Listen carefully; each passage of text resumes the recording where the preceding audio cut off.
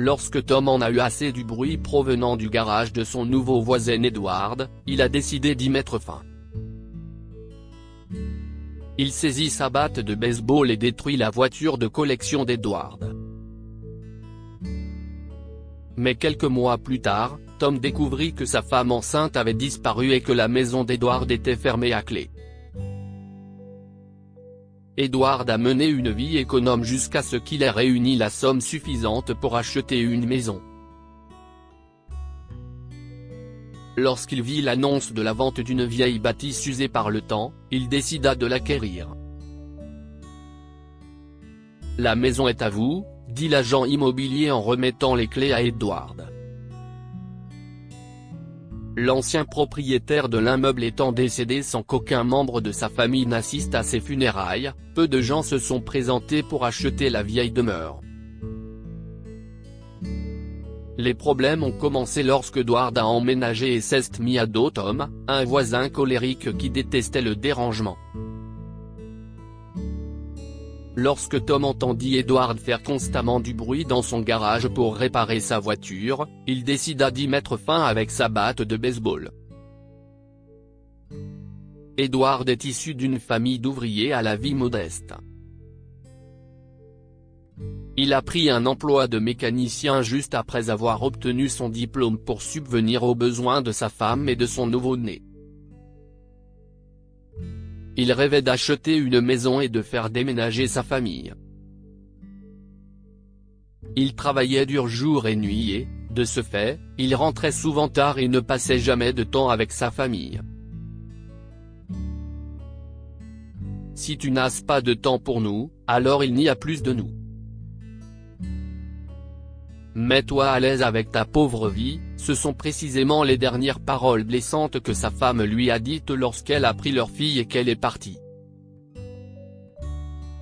Ils divorcèrent peu après, mais Edward était déterminé à être un bon père pour sa petite fille.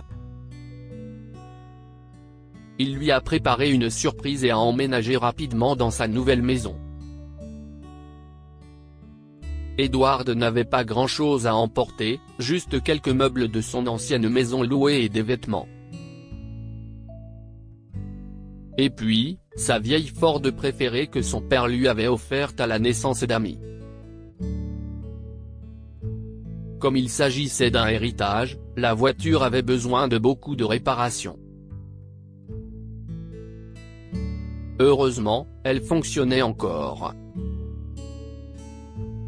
Lorsque Edward a emménagé dans sa nouvelle maison, il a donc décidé de remettre sa Ford à neuf. Mais ses voisins n'ont pas apprécié son arrivée. Cette vieille bâtisse vole la beauté de notre rue, suggère l'un des voisins qui discute d'une pétition visant à démolir la maison d'Edward. Oui, si est tellement laid et vieux. Et pour couronner le tout, ces bruits nocturnes sont si agaçants, a déclaré un autre voisin. Edward n'avait pas le temps de réparer sa Ford pendant la journée à cause de son travail, et il restait le plus souvent debout jusqu'à tard le soir pour la réparer. Bien que les voisins ne se soucient pas des bruits, Tom, le voisin immédiat d'Edward, est souvent furieux des nuisances constantes causées par le garage. Espèce d'irritant saca. Attendez de voir ce que je vais vous faire maintenant, murmure Tom avec colère en décrochant son téléphone et en composant le 911. Oui, une seconde. J'arrive, dit Edward de l'intérieur du garage en s'essuyant les mains de la graisse et en s'approchant de la porte. Qui frappe à la porte. Edward ouvrit la porte et vit Tom sur le porche. Deux officiers l'accompagnant ont fait irruption dans le garage après que Tom leur ait montré l'intérieur. « Qu'est ce qui se passe ?» leur demanda Edward avec anxiété. Les policiers l'ont informé qu'il troublait la paix dans le quartier en faisant du bruit la nuit. « Vous n'avez pas le temps d'arranger les choses pendant la journée ?» Edward explique son conflit d'horaire. C'est pour cela que je me couche tard pour réparer, a-t-il précisé. Les agents ont averti Edward et sont partis, tandis que Tom est resté pour le menacer. Si j'entends à nouveau ce bruit gênant provenant de votre garage, vous aurez des ennuis. Et je le pense vraiment, a-t-il prévenu d'une voix bourrue. La nuit suivante, Tom était allongé sur le canapé lorsqu'il a été réveillé par un grand bruit. Il a cru qu'il s'agissait de la télévision encore allumée et s'est rendormi. Quelques minutes plus tard, il s'est levé en colère. « Vous vous moquez de moi, hein ? Maintenant vous allez savoir pourquoi vous ne devriez pas. » Tom se leva et se dirigea en trombe vers le garage d'Edward, une batte de baseball à la main. En voyant Tom s'approcher, Edward est sorti en courant et l'a supplié d'arrêter. « Non, je vous en prie. S'il vous plaît, je suis désolé, Tom, ne faites pas ça. Elle compte beaucoup pour moi, s'il vous plaît, supplie Edward. S'il vous plaît, laissez-moi vous expliquer pourquoi je le répare. » Mais Tom fait irruption dans le garage, repoussant Edward. Il a brandi sa batte en l'air et a fracassé la Ford avec toute la force dont il disposait. En 5 minutes, l'héritage vintage était détruit. Edward se tenait à l'écart, les larmes coulant sur ses joues. Il s'est gratté le menton et a regardé le toit alors que ses souvenirs d'enfance de la voiture le hantaient. « Tiens, répare cette ordure », se moque Tom et s'en va. Edward s'approcha et regarda sa Ford en ruine. Il nettoya le désordre et abandonna la voiture à l'intérieur pendant plusieurs mois. Il n'avait pas les moyens de la réparer car il avait utilisé tout son argent pour rénover la maison. Heureusement, le moteur de la voiture s'allumait encore. Tom vérifiait tous les matins et était heureux de voir que le garage était fermé à clé. Il faut du courage pour montrer leur place à des gens aussi ennuyeux, se vante-t-il. Mais un jour, les choses ont pris une autre tournure après que sa femme l'a appelé. Tom était au travail à plusieurs kilomètres de là lorsque son téléphone a sonné. Comme il était en réunion, il n'a pas pu décrocher à temps. Environ 1 heure plus tard, il a vérifié les appels manqués sur son téléphone et a été choqué. Pourquoi m'a-t-elle appelé autant de fois ? J'espère que tout va bien, s'est exclamé Tom, avant d'appeler sa femme, Anne. Mais elle n'a pas décroché.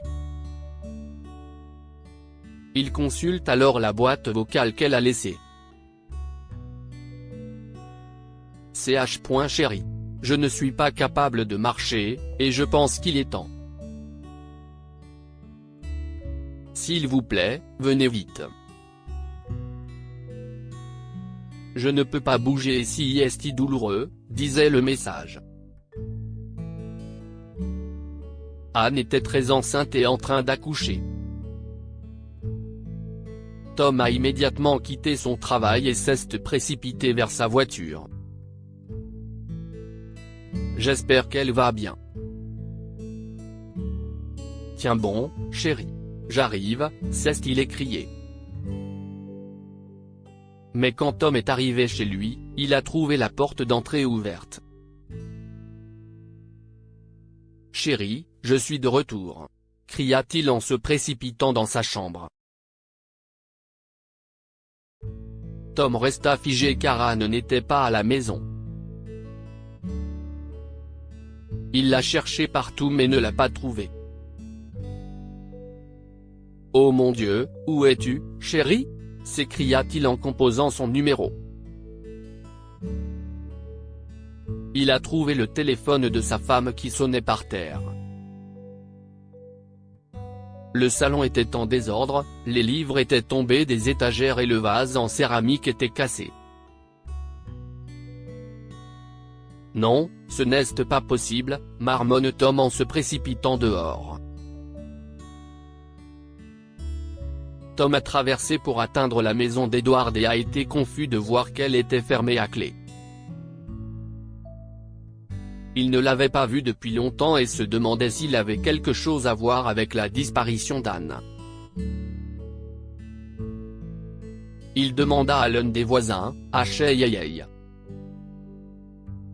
« Savez-vous où est passée ma femme ?» Celui-ci l'informe qu'il a vu Anne se faire conduire à l'hôpital. Tom saute dans sa voiture et se rend sur place. En arrivant à l'entrée, il vit une vieille Ford en ruine garée sur le côté. « Edward ? Qu'est ce qu'il fait ici ?» Il se précipita vers la maternité et, à travers la vitre ronde transparente, Tom vit Anne tenant leur nouveau-né dans ses bras. « Merci Seigneur », s'exclame-t-il en entrant dans la chambre. Tom regarde sa petite fille qui vient de naître et embrasse Anne sur le front. « Comment es-tu arrivé ici ?» lui demanda-t-il. Anne le regarde et, après une brève pause, lui révèle ce dont Tom n'aurait jamais osé rêver.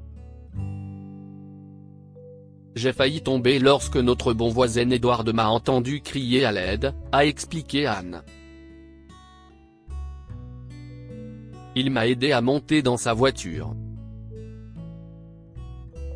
Elle est tombée en panne au moins 2 fois en chemin, mais il a réussi à me ramener à temps. Les yeux de Tom se sont remplis de larmes quand Anne a dit « Je me demande ce qui a abîmé la voiture d'Edward. Elle est irréparable, mais heureusement, elle a permis de sauver la vie de notre bébé et la mienne. » Après avoir écouté la révélation d'Anne, Tom se précipite dehors et voit Edward assis dans le couloir. Il s'est approché de lui et lui a pris la main. « Edward, s'il te plaît, pardonne-moi, mon pote », s'est-il excusé. Lire aussi Je ferai n'importe quoi. Une jeune fille demande un emploi à un homme riche qui vient chez elle cette nuit-là. Histoire du jour, une femme rencontre le fiancé de sa fille et reconnaît son neveu disparu il y a 17 ans. Une personne âgée pense que son chauffeur l'emmène dans une maison de retraite, mais se rend compte qu'il a tourné dans les bois. Edward a tapoté l'épaule de Tom et lui a dit que sa femme avait mis au monde leur fille dans cet hôpital. Mais après notre divorce, ils ont déménagé hors de l'État. Depuis, j'essaie de réparer ma voiture pour pouvoir surprendre ma fille le week-end. J'avais prévu de l'emmener en vacances cet été. Tom était effondré et sans voix. Le couloir est resté silencieux tandis que sa conscience le culpabilisait. Il faut que je fasse quelque chose, se dit Tom, et il décide de réparer son erreur dès le lendemain. Le lendemain matin, Edward se réveilla plus tôt que son alarme. Il se prépara à aller travailler et, en sortant, il resta figé. Une nouvelle voiture ? Quoi ? Pas possible, s'exclame-t-il en se dirigeant vers la voiture garée devant chez lui. Il trouve les clés et un mot sur la vitre, « J'espère que ta petite fille passera de merveilleuses vacances. » Edward vit Tom et Anne debout sur leur balcon, tenant leur bébé dans les bras. « Vas-y, Edward », cria Tom d'un mot. Le couple lui fait un signe de la main tandis que les yeux d'Edward se remplissent de larmes. Mais cette fois, ce sont des larmes de joie. Il monta dans sa voiture flambant neuve et passa devant la rue, imaginant le sourire et le saut de sa fille en le voyant. Que pouvons-nous apprendre de cette histoire? Ce n'est pas parce qu'on n'aime pas une personne qu'elle est mauvaise. Quand Edward a emménagé dans la vieille maison, ses voisins de rue ne l'aimaient pas à cause du bruit qu'il faisait en réparant sa voiture la nuit. Son voisin immédiat, Tom, a détruit la voiture d'Edward à cause de cela, mais il s'est rendu compte plus tard que c'était Edward qui avait sauvé sa femme enceinte et son bébé et il a regretté son erreur. Parfois, il vaut mieux connaître les raisons avant de faire quelque chose. Tom a détruit la Ford d'Edward sans savoir qu'Edward la réparait pour pouvoir emmener sa fille en vacances. Mais après avoir compris la vérité, il s'est excusé et a offert une nouvelle voiture à Edward. Si vous avez aimé lire cette histoire, vous aimerez peut-être celle d'un homme qui se bat pour la vie de son chien et qui trouve du poison dans la poubelle de son voisin. Abonnez-vous à Mon Mama sur Google News. Partagez.